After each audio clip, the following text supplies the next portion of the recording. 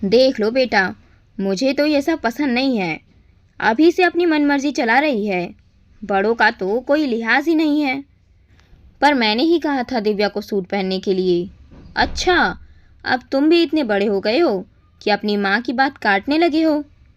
जब मैं मर जाऊं उसके बाद अपनी मनमर्जी करना। चुपचाप जाकर अपनी बीवी से कहो कि जाकर साड़ी पहने, तो ही घर के बाहर कदम रखे, समझे? ठीक है माँ। मोहन अपनी माँ को कुछ भी न कह पाया, पर अपनी पत्नी को जाकर इतना ज़रूर कह दिया कि सूट की जगह साड़ी पहन ले। अक्सर यही होता था। जब भी दिव्या कुछ नया आजमाती है तो सासू माँ कमला जी को हमेशा समस्या ही रहती थी। दिव्या की शादी मोहन से 7 महीने पहले ही हुई थी। नई दुल्हन की तरह दिव्या के भी कई अरमान थे जो ससुराल में आकर चकनाचूर हो गए। कमला जी तो बहुत ही ज़्यादा टिपिकल सास थी, जिनके अनुसार बहू को हमेशा मर्यादा में रहना चाहिए, और ये मर्यादा शायद उनकी खुद की बनाई हुई थी। एक बहू को सुबह जल्दी सबके उठने से पहले उठना चाहिए और सबके सोने के बाद ही सोना चाहिए। दिन में सोने का तो सवाल ही नहीं उठता। सबके खाना खाने के बाद खाना खाना चाहिए। घर का सारा काम बहू की जिम्मेदारी होती है। यहाँ तक कि घर में काम करे तो चप्पल भी नहीं पहननी चाहिए। परिवार के साथ बहू को बैठने का कोई अधिकार नहीं। कहीं बाहर भी जाए तो अकेली ना जाए, और भी बहुत कुछ। घर के लोग भी छुपकर दिव्या की मदद करते थे, लेकिन सामने बोलने की हिम्मत किसी की नहीं थी।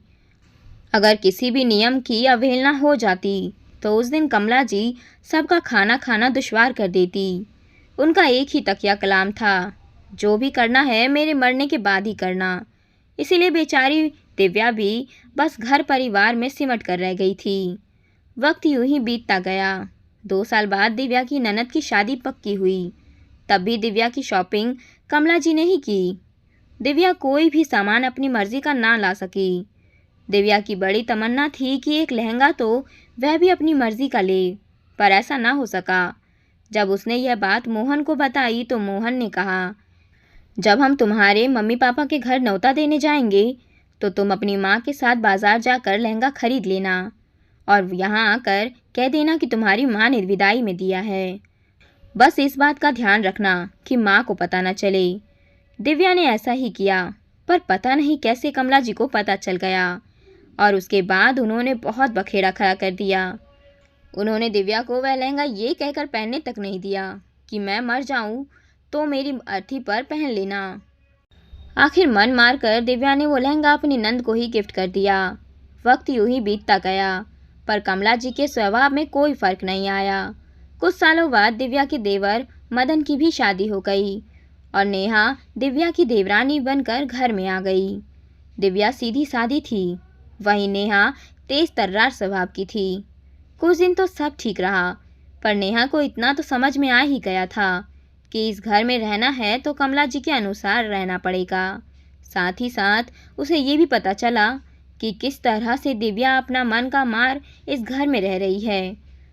उसने कई बार दिव्या को समझाने की कोशिश की थी कि भाभी आवाज़ उठाइए, पर दिव्या ने कभी भी हिम्मत नहीं की। एक दिन मदन और नेहा ने पिक्चर जाने का प्रोग्राम बनाया। उस दिन नेहा सूट पहनकर कमरे के बाहर आई तो उसे देखकर कमला जी के तन बदन में आग लग गई। बहू, ये क्या हरकत है? कमला जी के ज़ोर से चिल्लाने की आवाज़ सुनकर पूरे घर के लोग बाहर आ गए। क्या हुआ माँ जी? तुम्हारी हिम्मत कैसे हुई सूट पहनकर बाहर आने की? अभी के अभी सूट बदल कर आओ। पर इसमें क्या खराबी है? शरीर तो पूरा ढका हुआ है। मुझे नहीं पता। अभी के अभी सूट बदल कर साड़ी पहन कर आओ। यह जो मन मर्जी करनी है मेरे मरने के बाद करना। मैं नहीं बदलूंगी सूट। आपको चीखना है, चिल्लाना है, जो करना है करिए। कमला जी को नेहा से इस तरह के जवाब की उम्मीद नहीं थी। उन्होंने पास रखी छड़ी उठाई और नेहा की तरफ लपकी। तेरी इतनी हिम्मत कि तू मुझसे ज़बान लड़ाती है? अभी फ़ोन करती हूँ तेरे बाप को, आ करके लेकर जाएगा तुझे। कभी दिव्या ने भी मुझे पलट कर जवाब नहीं दिया। तेरी हिम्मत कैसे हो गई जो मुझे जवाब दिया?